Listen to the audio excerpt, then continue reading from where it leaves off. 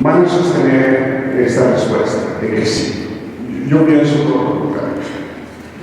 Entonces la respuesta, casi la mayoría de los que están aquí dirán que tienen control total de sus propios destinos, de sus acciones.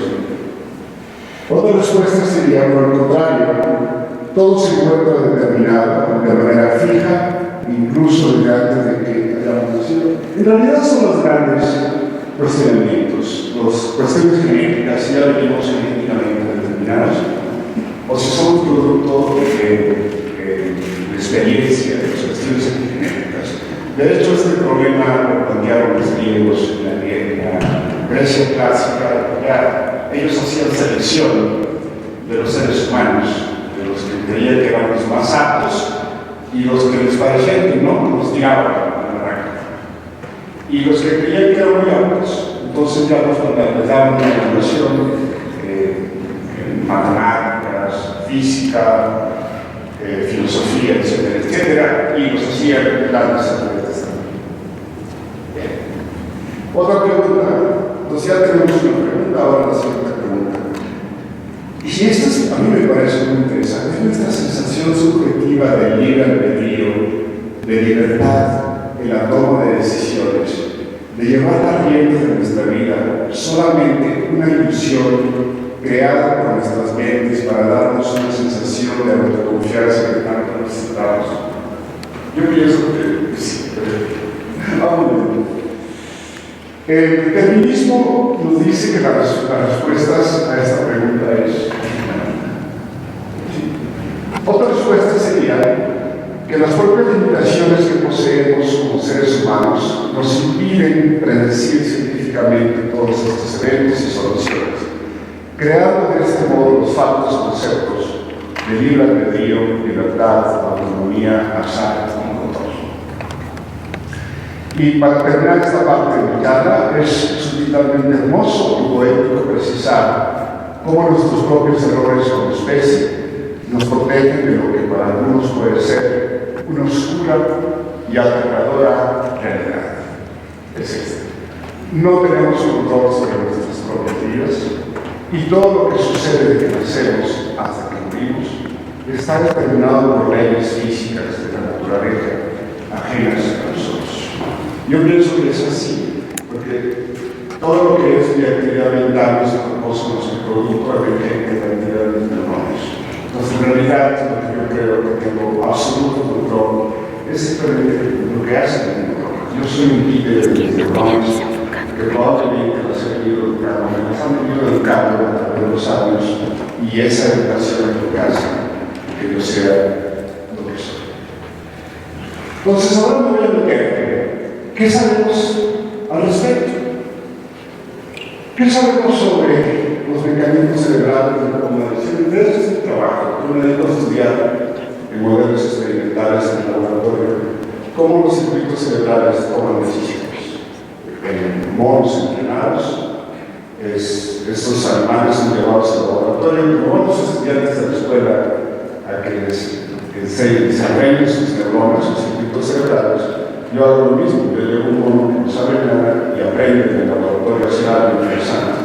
Y la parte más bonita que yo hago es que cuando agarro, yo un estudiante nuevo, agarro un mono nuevo y a los dos los llevo al laboratorio y los entrego. El mono no me enseñaron porque no habla, el estudiante se siente muy molesto porque cree que estoy tratando como mono, pero en realidad aprovecho para enseñarle al mono y enseñarle al estudiante de qué se trata. Y una vez que el mono sabe hacer las cosas, estudiamos estos monos. Y prácticamente lo que hacen los monos en el laboratorio es exactamente lo que hace el cerebro de nosotros. Por ejemplo, ninguno de ustedes, si hay físicos o ingenieros aquí, médicos, pues no nacieron siendo médicos ni siendo ingenieros. Pues tuvieron que ir a la facultad de ingeniería o a la facultad de medicina para que les entreguen sus circuitos cerebrales. De tal suerte que son médicos. ¿Por qué? Porque sus neuronas aprenden a ser médicos. Y de tal suerte que cuando hay un problema médico, las neuronas se percatan y resuelven el problema médico. Y los ingenieros, cuando ven que se cae un puente, dicen que qué barbaridad, el cerebro de los ingenieros no sabe hacer las cosas. Pero vean ustedes, este es realizado por un neurofisio de Estados Unidos que se llamó Benjamin Ely. Y realmente es interesante. Y lo único que hizo es lo siguiente: yo estoy seguro que casi todos que están aquí saben que existe, se puede medir la actividad eléctrica del cerebro de los seres humanos con técnicas no invasivas. Se ponen unas pepitas sobre el cuero cabelludo y hay un aparato que capta la electricidad que genera las neuronas, porque las neuronas generan corriente eléctrica. Y se puede seguir el tiempo del transcurso de la actividad del cerebro de un sujeto sin necesidad de meter una lámpara en el interior del cerebro.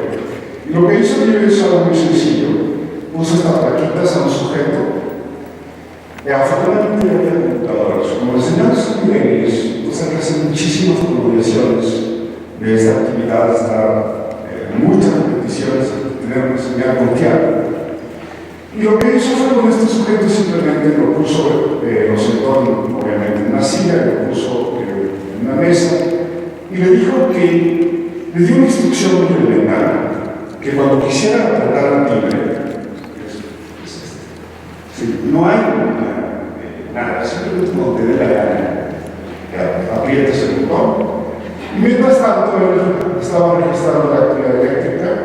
Obviamente sabía cuándo el sujeto apretaba el botón, pero además le puso un reloj enfrente y le dijo: ¿sabes qué?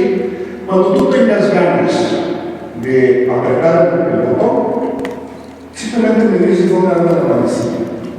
Efectivamente. Y mientras tanto va registrando la actividad.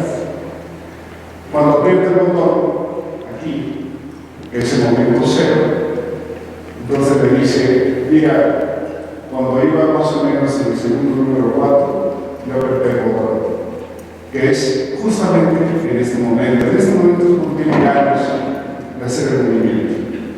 Aquí es cuando lo hace. Esto es aproximadamente cuando tiene ganas, antecede con unos 300 milisegundos o 0.3 de segundo. Y entonces lo que el límite encuentra es que hay mucha actividad antes de que el sujeto haga consciente de apretar el timbre. Entonces, la pregunta que se hace aquí es: bueno, este es el momento exacto en el cual yo tengo las ganas de hacer algo. O yo tengo ganas, por ejemplo, de decirle algo al director del INICIT: oye, David, mira que no pienso. Pero resulta que no sé cuándo digo, porque digo yo: si le digo esto a David se va a enojar y David es mi mejor me meto en problemas. Eso quiere decir que yo tengo la capacidad de veto, de dar mis acciones voluntarias. Pero lo que se pregunta Límites es esta parte de acá. Y dice: bueno, si este es el momento exacto que yo no consiente las ganas de hacer conmigo, eso quiere decir que toda esta parte queda dentro del subconsciente. Llega a una conclusión única, a mí me gusta, y que todo acto voluntario es involuntariamente iniciado, y de que todo acto conscientemente iniciado empieza de modo inconsciente.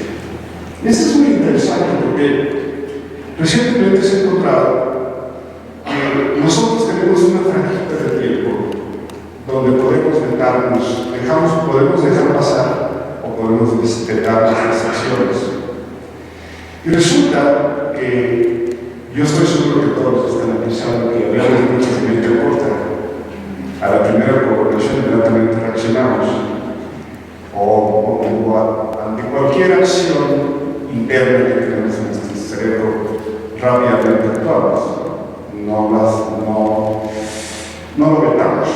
Resulta que los grandes asesinos de aldeas son de mente corta. Es decir, ellos tienen el impulso, las ganas de asesinar y no lo pueden evitar.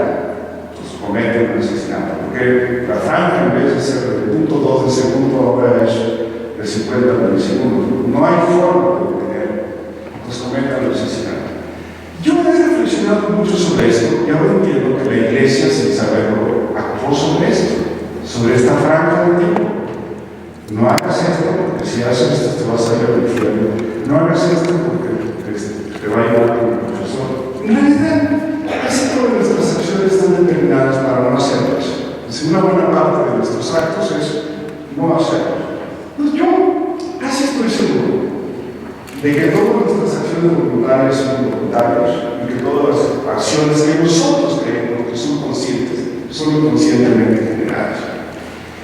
Aquí es una parte muy interesante y ahorita regresaré sobre este punto porque me interesa el ejercicio. Y este hecho provoca reflexionar acerca de cómo y dónde en nuestro cerebro se construyen nuestras intenciones y las bases de nuestras. Entonces es lo que somos los profesores, simplemente a buscar las neuronas, qué zonas de nuestro cerebro generan estos procesos.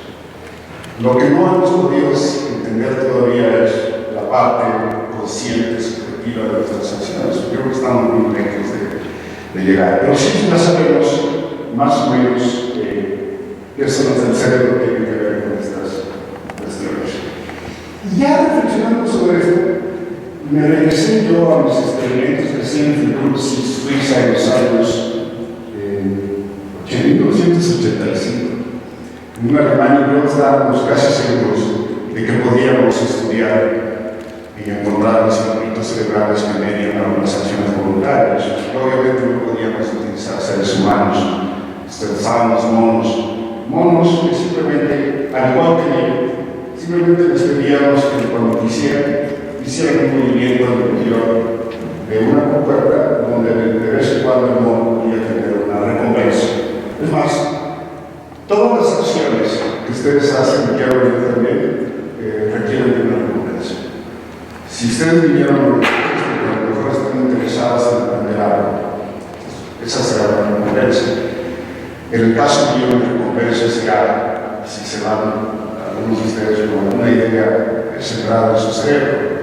Pero se lo voy a poner así. Los investigadores del BBC van al BBC porque eventualmente quieren descubrir algo. Y esa será su recompensa. Y la recompensa más inmediata es aquella que cada quincena les dé un cheque. Porque si algún día no les llega el cheque, pues dicen qué pasó. Pero si a la siguiente quincena no llega, algo malo por acá, entonces llaman a la administración, no me han pagado. Esa es la recompensa. Y los estudiantes que van a las escuelas, pues van porque la recompensa es aprender y eventualmente tener un diploma de que ya son físicos, ingenieros, matemáticos, biólogos, médicos, etc. Pero les voy a decir algo, que si no lo tienen se pueden frustrar. Y hay circuitos cerebrales que median precisamente la recompensa. Por lo demás, este problema yo buscando los circuitos que tienen que ver con los movimientos voluntarios. Nos fuimos con las neuronas tipo 10 celdas, las que tienen que ver con estas cosas. Y aquí, como decimos en México, sin querer querer, encontramos precisamente los circuitos que tienen que ver con la recompensa. Y que ahora, el 4 de mayo, en Dinamarca le dan un premio a mi colega por haber descubierto ese instituto. Premio para el europeo, es mucho mayor que el premio Nobel, €1.000.000 a los chinos. Entonces, es un circuito que los tienen los gatos, las gatas, los caballos, los perros, y nosotros, y los changos. Que todas nuestras acciones van en busca de una recompensa. Todo lo que hagamos, cuando entramos en contacto con una persona, queremos tener empatía. O sea, nos sentimos muy acá, cuando alguien nos sonríe, cuando nos dicen algo muy bonito. Entonces, estas neuronas se encienden e inundan el cerebro de moléculas asociadas a la dopamina. Nosotros pensábamos que tenía que ver con el movimiento, el parkinsonismo y todo eso. La función más importante de estos circuitos es darle valor a nuestra existencia. Entonces andábamos en eso, descubrimos eso, nosotros no sabíamos cómo lidiar con ese negocio, me parecía un poco científico. Pero detrás de esto, encontramos las neuronas que al igual que el nivel, el que lo muestra con el movimiento desfavorable, nosotros vemos estas neuronas que se encienden, van aumentando su actividad mucho tiempo antes de que el sujeto inicie un movimiento voluntario. Son movimientos voluntarios del modo, al igual que los seres humanos. Nosotros lo dejamos haz como quieras. Y el mono lo que quería es encontrar una recuperación, es un trocito de manzana que le hacía la vida muy agradable. Así como cuando ustedes van al restaurante y se imaginan, me voy a comer unas mollejitas o un taquito, ya esas neuronas están encendidas. Pero, al igual que los seres humanos, estas neuronas se van activando lentamente hasta que llega un momento dado y generan movimientos voluntarios. Obviamente a los monos no nos podemos preguntar cuándo tuviste ganas de hacer el movimiento. A los seres humanos sí, pero son exactamente los mismos circuitos cerebrales. Y estos son los circuitos. Es un cerebro rebanado que descubrimos. Cerebro, ese es un diagrama simplemente, donde las señales empiezan en una zona de la corteza cerebral, que es el manto que cubre nuestro cerebro, ahí están las neuronas, y después comienzan a generar como lazos de actividad. Muchas vueltecitas, nosotros calculamos que aproximadamente unas 25 veces las neuronas se tienen que enlazar para generar un movimiento voluntario. Entonces, en esa actividad, obviamente nosotros nos damos cuenta. Yo muchas veces estoy sentado en mi escritorio y digo, voy a ver cómo va el experimento. Pero a veces digo, mejor no, voy a dejar que los muchachos hagan el experimento. Pero la pregunta es, yo decidí que voy o no voy a hacer el experimento. Pero en realidad fueron mis neuronas que se encendieron mucho antes y me llevaron a un mundo total. Así, ok, hice consciente que quiero ir a hacer. Ir a visitar el laboratorio, pero también no puedo dejar. Digo, no, mejor me quedo aquí, tengo que hacer otras cosas. Bien, entonces estas son las preguntas. ¿Tenemos libre albedrío o somos simplemente títeres de las neuronas que en su compleja organización generan nuestras acciones voluntarias absolutamente conscientes? Mi tesis es exactamente eso, de que, bueno, sí tengo control sobre mis acciones, porque tengo esa franja de tiempo y porque mi cerebro fue educado para hacer algo. Por eso que la educación es muy importante. Pero cuando yo siento la información o el conocimiento de mi cerebro, esta información se queda en mi cerebro y mis neuronas están trabajando. Y mis acciones conscientes no son otra cosa más que un producto emergente de las neuronas, cuando yo creo que tengo conciencia. Y que esos circuitos cerebrales están trabajando para que yo genere mis acciones voluntarias, mis decisiones. De hecho, vamos a preguntarnos, ¿ustedes creen que un escritor tiene que estar leyendo para estar escribiendo? ¿Tiene que tener ya un circuito o largos territorios de neuronas bien entrenados para escribir? Y a cada instante esas neuronas están trabajando y hace consciente al escritor de que tiene que escribirlos. ¿Sí? Y lo mismo sucede también con nosotros, los investigadores, y con prácticamente todas las acciones que tienen ustedes. Y esta parte me interesa sobremanera. ¿Qué código ético podríamos utilizar en nuestra sociedad para juzgar los actos de nuestros semejantes? Pues yo cada vez que me porto mal y llego a mi casa y mi esposa me dice, que no sé qué, no me regañes a mí, regañen mis neuronas. Yo no sé por qué dice esto. Una pregunta que yo hago aquí, y esto se viene muy fuerte: ¿qué van a hacer los juzgadores? ¿Cómo van a juzgar la conducta de los semejantes? En este momento nosotros juzgamos la criminalidad de que alguien comete algo de acuerdo con nuestras reglas. Pero yo no creo que se tarde más de 10 o 15 años para que tengamos técnicas muy invasivas para ver la actividad de las neuronas de los sujetos.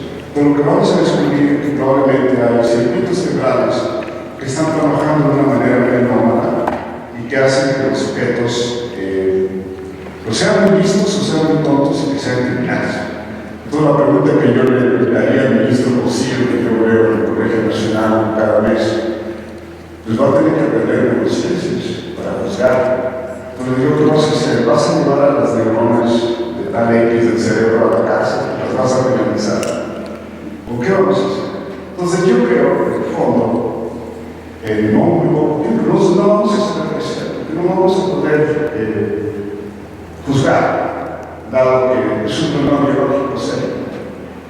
Y yo estoy seguro que muchos de estos problemas se deben precisamente a eso, de que súbitamente mis circuitos cerebrales trabajan de una manera inapropiada de acuerdo con las reglas que hemos creído nosotros que son las apropiadas para que una sociedad funcione. Pero cuando esto se sale de control, por ejemplo en el caso de la epilepsia, un foco epiléptico que está allí en una zona del cerebro y que un estímulo dispara y que termina en una crisis generalizada, donde el individuo realmente no tiene control sobre eso, no lo puede tener, no puede tener crisis. Como tampoco puede tener una depresión, o como tampoco puede tener una esquizofrenia, ni tener, por ejemplo, un momento de euforia, de felicidad muy grande. Es un producto biológico de la actividad de las neuronas. Entonces, en algunos momentos puede ser muy anómalo, y en otros momentos puede ser muy bien modulada internamente por algo que traemos adentro, que yo todavía no lo sé. Por ejemplo, yo no sé qué es la atención, yo tampoco sé qué es la conciencia, no sabemos si tiene un asiento particular en el cerebro.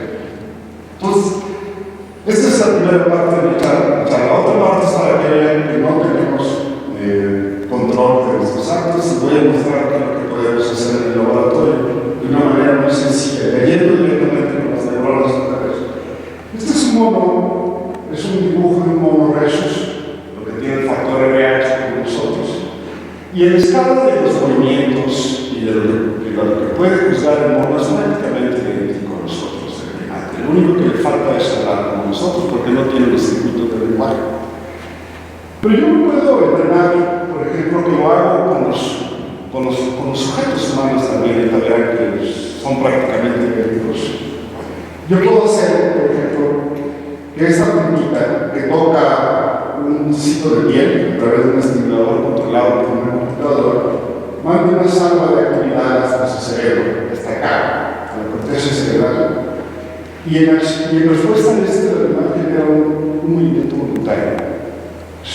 Un estímulo muy sencillo se va y se codifica en una zona del cerebro, y esto hace que se enciendan los circuitos para mediar una acción voluntaria. Por cierto, nadie sabe de cómo ocurre esto. Es una acción muy elemental, que es lo mismo que sucede cuando usted va por la calle y dice, va caminando y pronto dice, reloj.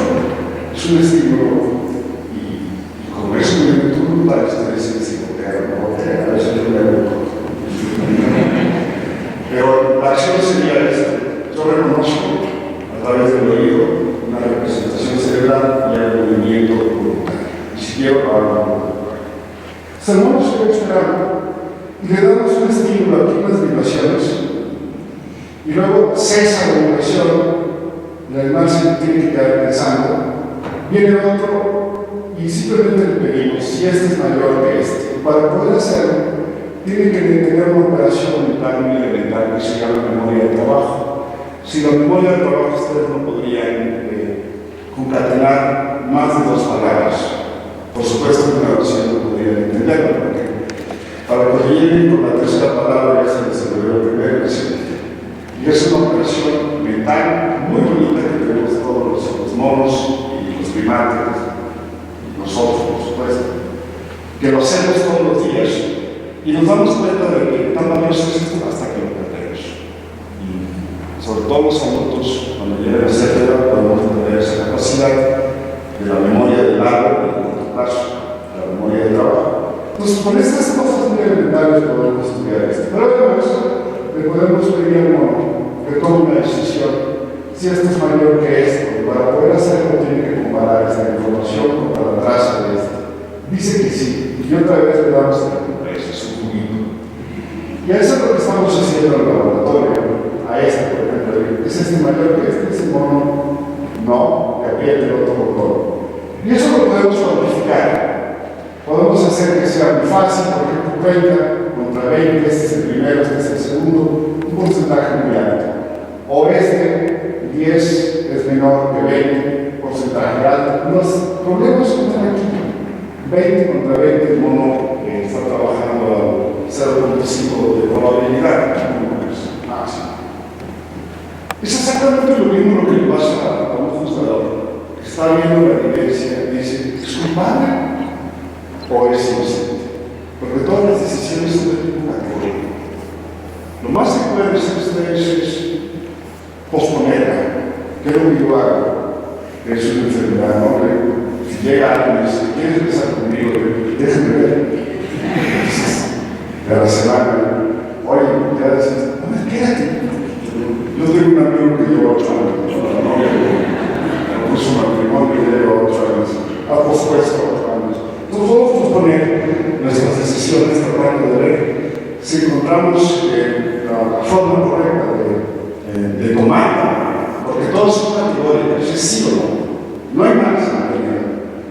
Y esto es lo que hace, estos números, lo que hace el mono.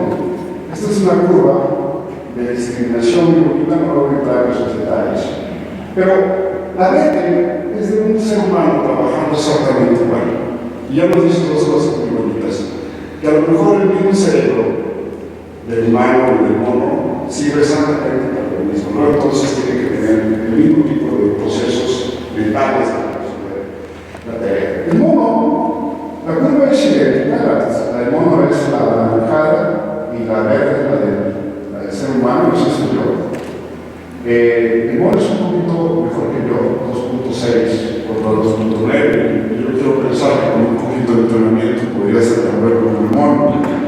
Además sabemos que con el entrenamiento, entrenarnos, podemos ser mejores médicos, mejores físicos, mejores matemáticos, mejores tenistas, todo. Cuestión de entrenamiento. Pero bueno, lo que quería mostrarles es que yo puedo ir al cerebro y así como tengo un micrófono para entrevistar a una persona, yo puedo entrevistar a las neuronas directamente. Estas son las cuerpos de las neuronas que miden algo así como 10 micras, y estos son sus arbolitos, que son las dendritas, y en alguna parte además su axón, que es lo que permite comunicarse con otra neurona. Y lo que tienen las neuronas son muy útil para nosotros, que generan chispitas eléctricas.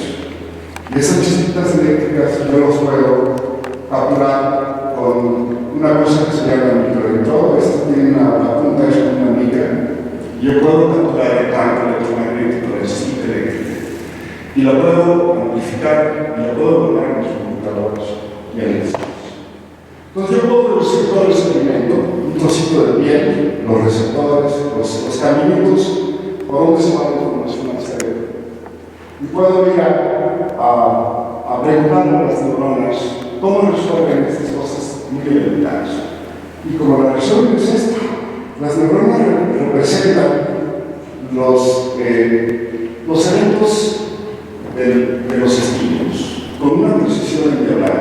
Entonces, que toda la parte sensorial de la tarea, por ejemplo, estos son los estímulos del primero, las neuronas entran en fase, codifican el evento temporal. Cuando llega el segundo grado, lo codifica. Y la belleza de todo esto es que uno puede preguntarles el código global, lo que permite a las neuronas resolver la tarea. Lo puedo reducir a esto, a eventos muy elementales, por ejemplo, medir los tiempos que hay entre las ráfagas de actividad de las neuronas, y aplicar una reglita tan elemental como la que utiliza el animal.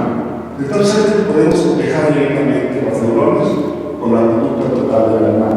Por ejemplo, si este tiempo es mayor que este tiempo, por lo tanto, este estímulo tiene que ser de mayor recuperación que el primero, y cuando cotejan ustedes, la verde es el mono y la roja es la neuronal, prácticamente una relación directa. Y si esto fuera cierto, esta es la parte bonita, que esta parte del cerebro tiene la capacidad de generar una copia neuronal de los eventos del mundo externo que son susceptibles de convertirse en un remoto conocido.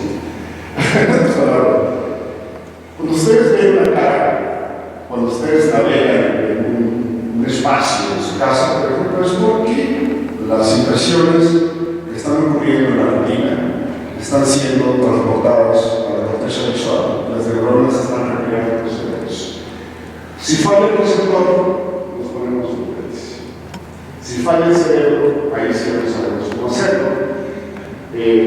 Lo que estamos intentando, y este experimento que parece muy sencillo, que me permite para enlazarlo, la primera parte de mi charla, pero también para avanzarles para que sirven estos experimentos, es que yo puedo ahora ir directamente al cerebro de estos sujetos e inyectarles directamente artificialmente el código a las neuronas. Y si esto fuera cierto, eso quiere decir que yo puedo tener respuestas del individuo, del primario, con los estímulos naturales, como cuando sustituyo un estímulo natural por una inserción directa a las neuronas. Entonces, por ejemplo, si yo perdiera el globo ocular, que es el que hace un traslado del elemento físico entre las chispitas eléctricas para mandarnos al cerebro, lo que estamos haciendo ahora es poniendo camaritas pequeñitas, sustituyendo el ojo y llevando la información directamente hasta el cerebro y activar a las neuronas. No se puede ver perfectamente con color o con forma, pero por lo menos ya se distingue algo. Y esto es muy útil, esto es una disciplina que, por si hay aquí algún médico que estudiante de medicina, es muy interesante porque prácticamente todas las enfermedades del movimiento y de la mente no se pueden controlar con los fármacos, porque es muy complejo.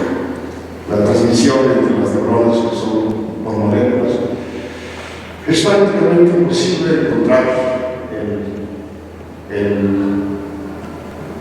la molécula externa que puede incidir sobre los receptores para encender y apagar los circuitos cerebrales de una manera apropiada, como lo hacen normalmente en nuestro cerebro.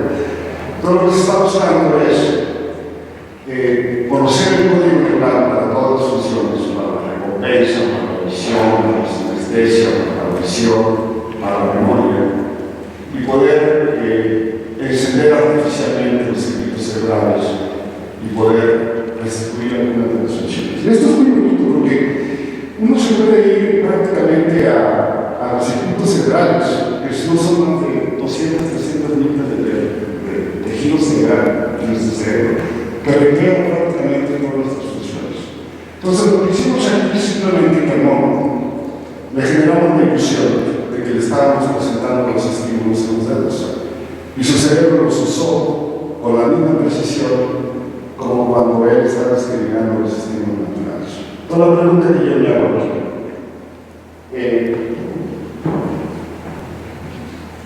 tenemos nunca que yo le activé los circuitos cerebrales, que yo le generé la ilusión. Entonces, la pregunta que yo me hago, toda la imaginación que tenemos nosotros, porque muchas veces yo me imagino cosas, o sea, yo no dependo solamente de lo que veo y de lo que escucho.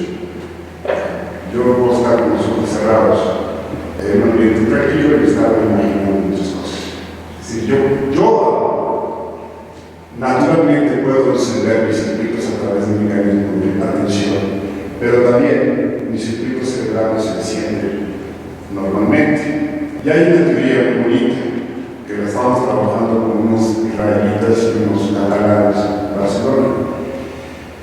Todos los que hacemos ciencia tenemos que estar creyendo. Cuando queremos tener una buena estación de radio, lo que hacemos es estar sincronizando la radio para tener una señal nítida.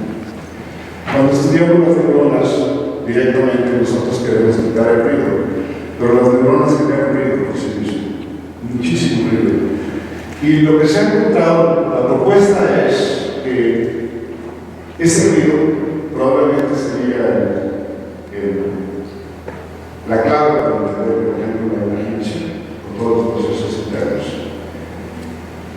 Entonces, vamos a imaginarnos el médico durante 6 y 10 años entrenando sus circuitos cerebrales para ser médico.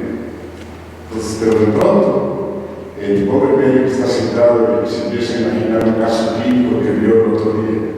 Y lo que sucede es que, precisamente donde se comunican las neuronas, hay ruido sináptico, o puede venir ruido ruido de la circulación sanguínea o cambios muy elementales de algunas moléculas encienden los circuitos en ese instante.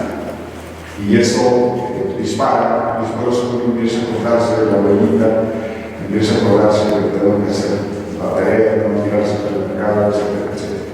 Nos andamos detrás de esas cosas, de entender, por ejemplo, cómo se recupera la información, cómo se guarda la información, cómo se encienden los circuitos por los eventos del mundo externo o por los eventos internos. Entonces, podemos activar artificialmente los circuitos cerebrales y cuantificar los reportes subjetivos de las sensaciones conscientes del individuo. Y ese hallazgo sorprendente pues provoca la curiosidad de estudiar cómo los circuitos cerebrales no solamente representan los eventos del mundo externo, sino también cómo ellos los convierten en sensaciones conscientes. Y entonces, pero la pregunta que nos queda, y esa no creo que la podamos contestar nunca, es cómo surge la experiencia subjetiva de la actividad de las células nerviosas.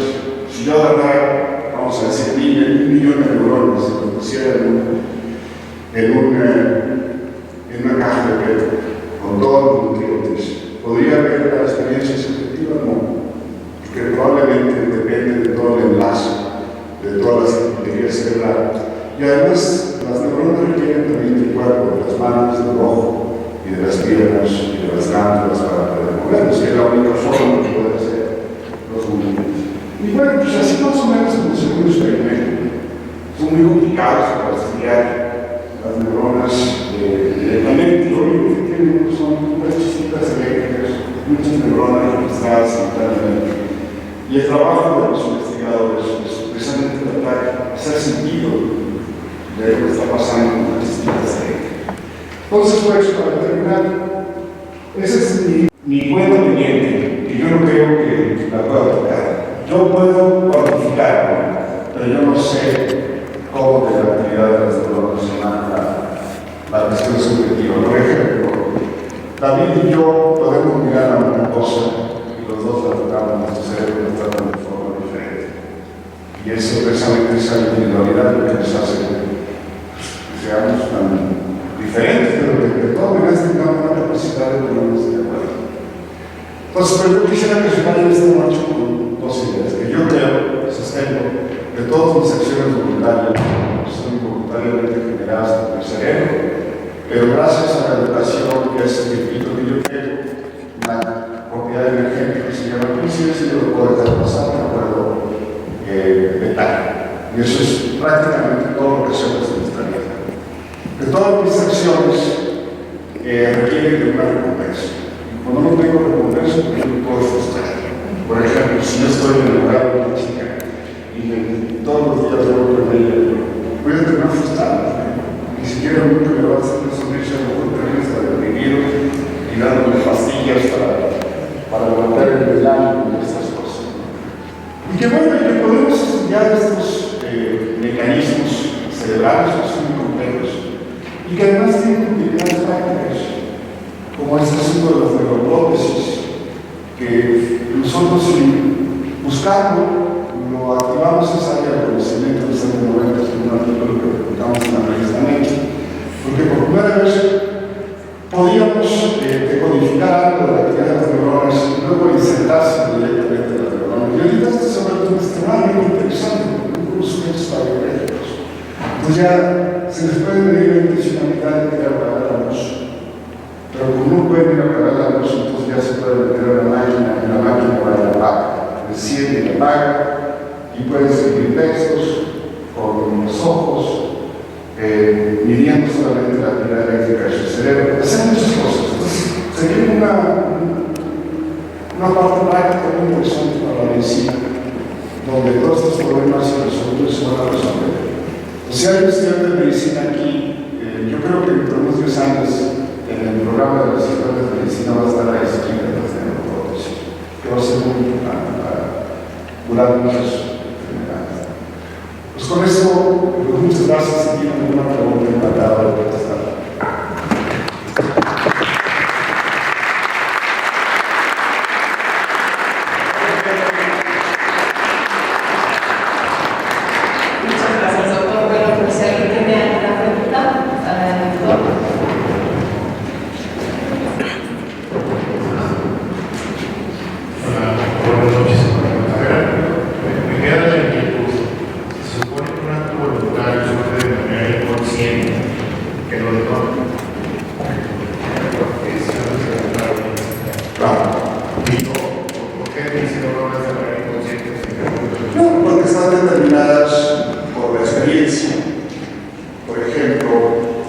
Pues yo no voy a, como decía hace rato, estoy sentado en mi escritorio, yo tengo las ganas de ir al laboratorio, porque ya sé que la neurona sale. No tengo todos los días para ir al laboratorio. Si usted tiene ganas de hablar con su mamá, pues ya conoce a su mamá, de pronto usted quiere que se desciende. Y la propuesta que estamos haciendo nosotros es que precisamente la experiencia y el conocimiento sobre algo está guardado, los circuitos están ahí trabajando, y súbitamente se encienden, y usted hace consciente. Pero ya estamos trabajando para hacerle consciente que usted quería ver a su mamá o quería venir aquí al laberinto. Simplemente que es una cuestión de tiempo, lo que usted hace consciente y lo que es subconsciente. Están atrás, están trabajando las neuronas, cuando llegan a un cierto umbral, le dicen a usted, tienes ganas de hacer este movimiento voluntario. Uno dice, es mi voluntad, pero tiene una franquita de tiempo, si lo hago, no lo hago, cuando lo hace consciente. Si no tiene esa franquita, usted lo hace rápidamente y comete muchos errores. Esa prudencia parece que está mediada con una franquita de tiempo de 200 milisegundos aproximadamente. Pero ustedes no hacen lo que no saben hacer, el cerebro no lo sabe hacer. Es por eso que aquí la educación se vuelve muy importante. Usted no va a hacer una simple cosa que no sabe. Su cerebro no está capacitado, no tiene conocimiento para hacer una cirugía. Sus circuitos están entrenados. Luego, entonces, de pronto usted se acuerda que tiene que hacer una cirugía. Porque están trabajando esos neuronas. Pero usted lo hace consciente, pero están trabajando esos neuronas a nivel de la subconsciencia. Es un juego muy interesante. Ahí, pues en el fondo todo se puede reducir a que somos neuronas. Esto es muy bonito, es muy elegante.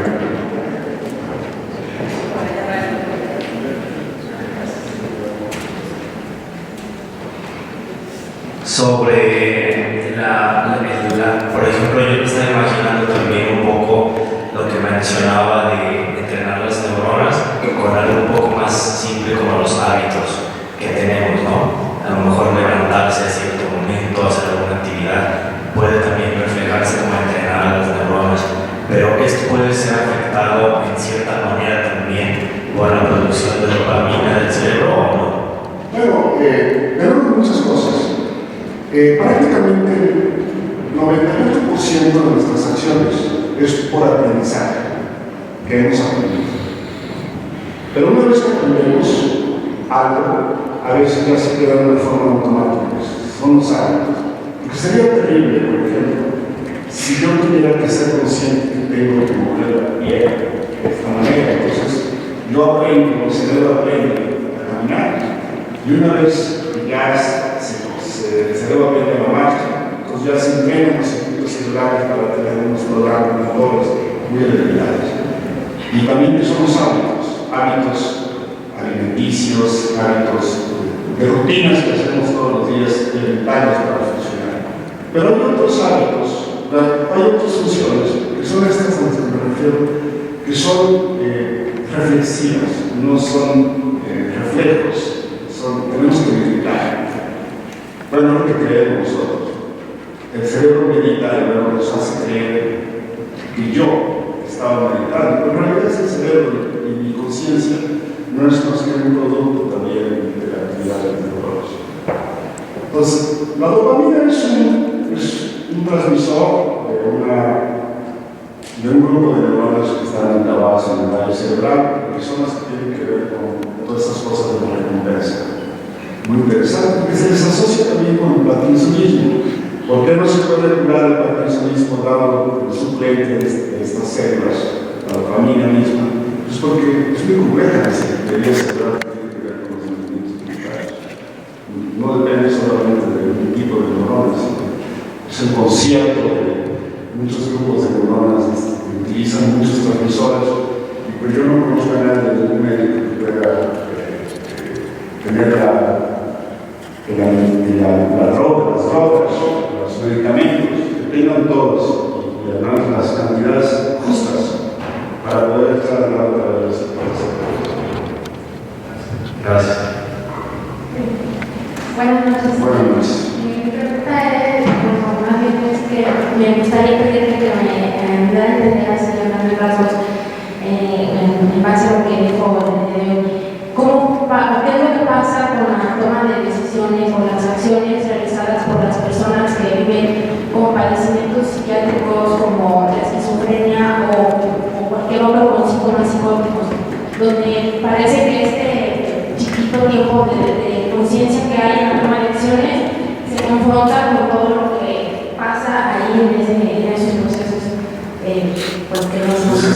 doy la respuesta.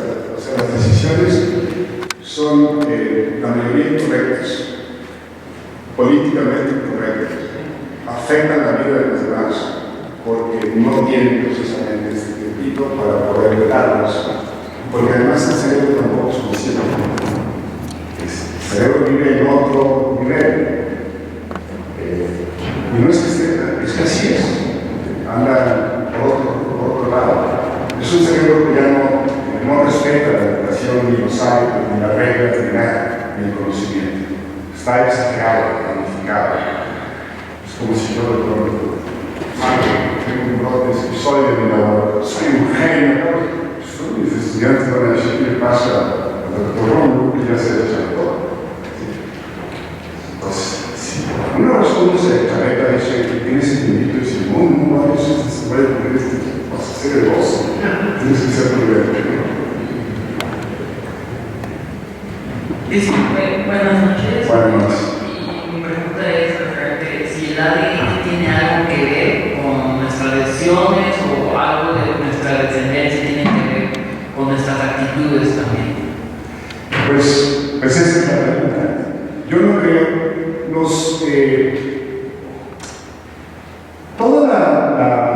los genes sirven para codificar la cuestión somática, o sea, lo que somos nosotros, para conformar el corazón, el hígado, el cerebro. Pero más nos vale que vengamos genéticamente bien programados para que nuestros circuitos cerebrales y nuestro cuerpo estén bien. Tenemos los casos precisamente de los que vienen mal, porque hay algún problema genético y ya no se codifican bien ciertas proteínas, ¿no? Entonces ciertos circuitos cerebrales, no estamos hablando del cerebro, ¿no? Pero por ejemplo no se puede codificar la generación de la mano o de los dedos o alguna cosa terrible de las piernas. Para eso sirve. Pero la cuestión genética es muy importante. Una vez que ya tiene ya conformado, ahora hay que educar esto. Y eso pues, hay que aprender, hay que memorizar y hay que usar la información, el conocimiento que está guardado en el cerebro para tomar las decisiones apropiadas. Por eso que la educación se vuelve muy importante. Una pregunta. Ahí entiendo que el discurso de todo es este pequeño espacio vacío en el entre donde no hay nada y donde hacemos, queremos empezar a hacer la decisión. Ese es el sí. parte que no entendemos. ¿Hay alguna, digamos, no la certeza, pero alguna información de si es un proceso fisiológico o si hay que haber algo más? No, es realmente fisiológico. O sea, si yo acepto la tesis de que somos producto de la actividad de nuestras neuronas, entonces es fisiológico. Existen otras posiciones dualistas, por ejemplo, porque el cerebro no es otra cosa más que un instrumento de algo que anda por ahí, que viola todas las leyes de la física, etc., y que hay una comunicación muy rara, que utiliza el cerebro para generar las prestaciones voluntarias. Que somos precisamente un títere, pero de algo más. Un premio Nobel que se llamó Clemens, que era muy católico, sostenía esto. El mismo Karl Popper, un filósofo muy famoso, fueron conocidos como grandes dualistas. No vienen los comunistas que creen que no hay otra cosa más que eso. Yo también creo eso, pero es algo que no hemos podido probar. Ciertamente sí lo es. Pero es como se vuelve anticientífico, porque no podemos diseñar un experimento para poner a prueba esto. Y cuando ya no podemos diseñar un experimento, ya se sale del terreno de la ciencia. No, pero sí te puedo decir, por ejemplo, viste que yo puedo insertar, puedo manipular las neuronas directamente y generar la ilusión al individuo. Eso ya se probó en seres humanos también.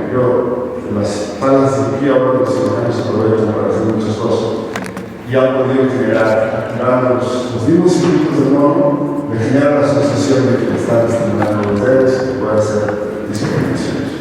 O puede ver cosas. Y este es un experimento muy famoso, muy bonito de un cirujano norteamericano que trabajó en Canadá, se llamó Penfield. Entonces, fue de los el cerebro humano y mapear en particular no solo el cerebro que se conoce como lóbulo temporal, que es donde se generan muchos focos epilépticos. Entonces, una forma de mapearlo, como decía en la sala de cirugía, es muchos choques eléctricos. Entonces empezó a observar que el mismo estímulo en cada individuo generaba diferentes acciones. Por ejemplo, si quería disparar el proceso eléctrico a una monja, el cerebro de una monja, le daban muchos choques eléctricos y la señora se ponía a rezar. Si le tocaba un carpintero, le daban un estímulo ahí y el tipo empezaba a pedir clavos y serruchos y maderas. Y si se lo daba a un político, el tipo se soltaba antes un discurso. Tenemos que la unidad del país, estas cosas. Entonces, ¿qué decía eso? Que dependiendo precisamente de la educación que sufrió ese tejido, pues ese tejido sirve para múltiples cosas. Luego entonces, la educación del cerebro se vuelve muy importante.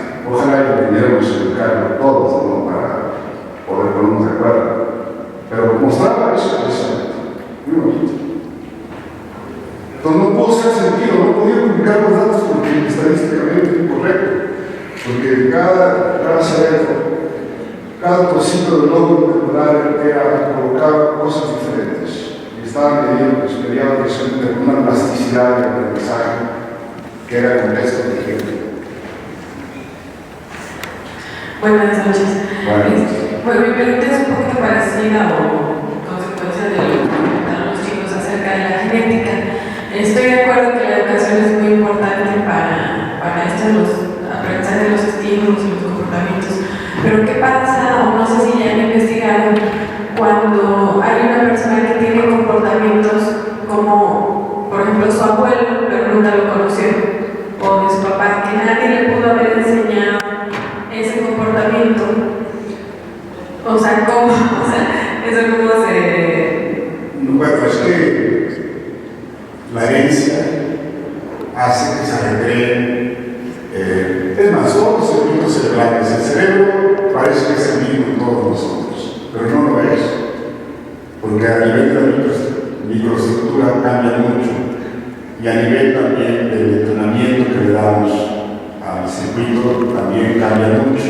Ahora, si hay familias que tienen una gran facilidad para la música, pues tienen explicación de que genéticamente bien programados, con un sistema auditivo muy fino, que puede procesar muy bien la información temporal que entra por el oído y además una actividad normal muy particular, de tal suerte que con mucha facilidad aprenden a tocar el violín o el piano, y entonces la gente cree, dice, bueno, es genético, es hereditario. No, es que los circuitos cerebrales están muy bien hechos, de tal suerte que con muy poco entrenamiento pueden hacer grandes cosas.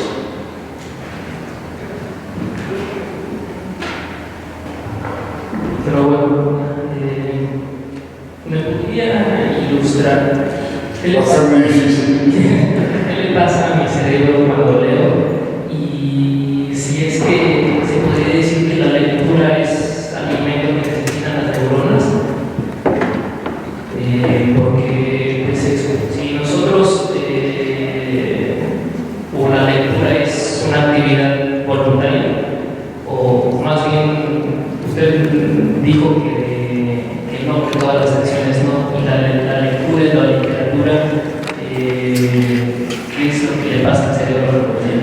Claro, es que yo me fui a un caso extremo para la generación de las acciones voluntarias y de toma de decisiones. Pero nosotros estamos dentro de un grupo en la mente en el cual el cerebro tiene que estar atento, procesando la información del mundo externo con la que tenemos adentro. Pues mire, sí, efectivamente, la lectura es un alimento muy importante para el cerebro. ¿Por qué? Porque usted tiene ya información que le permite interpretar lo que está leyendo. Sería un desastre que usted simplemente estuviera leyendo letras.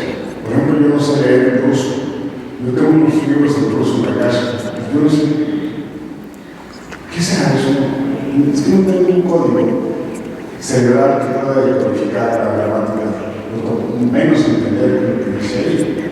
Entonces, si como nosotros científicos leemos un artículo que nos interesa, pues sí, que nuestro cerebro está entrenado para interpretar cosas relacionadas con la ciencia y que pueden ser valiosos para nuestro trabajo. Pero también, pues, cuando yo leo un libro es porque quiero recrear las vidas, quiero interpretarlas, quiero descifrarlas, que es curiosidad pura.